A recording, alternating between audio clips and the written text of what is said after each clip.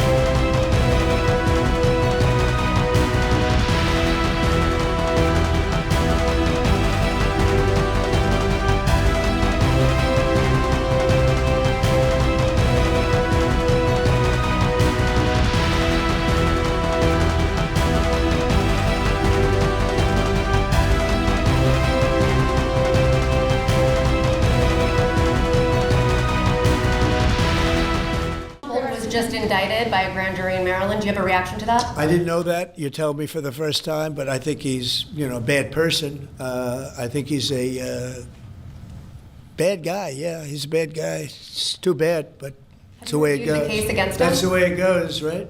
That's the way it goes. Will I what? Have you reviewed the case against him? No, I haven't. I haven't. But I just think he's a bad person.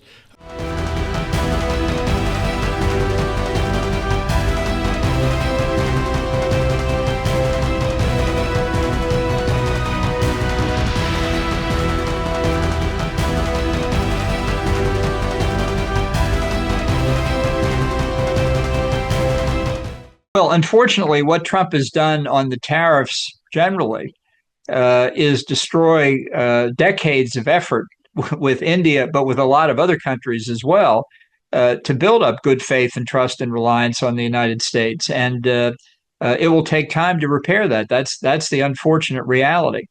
But here's where I think it's important to understand that Trump is aberrational. I don't know anybody else, Republican or Democrat, who ran for president, let's just say in 2024, who, if elected, would behave anything like this.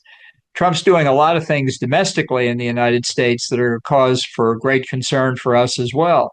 And I don't know any other candidate from 2024 who would do that. Trump doesn't have a philosophy. So I think ultimately there's no legacy for him to leave to his successors, whoever they might be. And I believe that the force of his personality inhibits a lot of people from speaking up, but that doesn't mean they agree with what he's doing. That's very unfortunate in my view.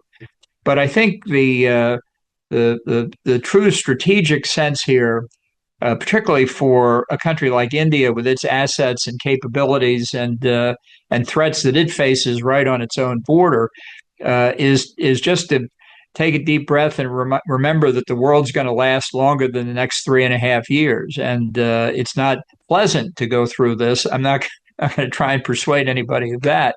But our objective should be to keep the damage to the relationship at a minimum, and then to think about how to repair it as quickly as we can thereafter. Because I think that when Trump walks off the stage, he will take almost the bulk of this history with him.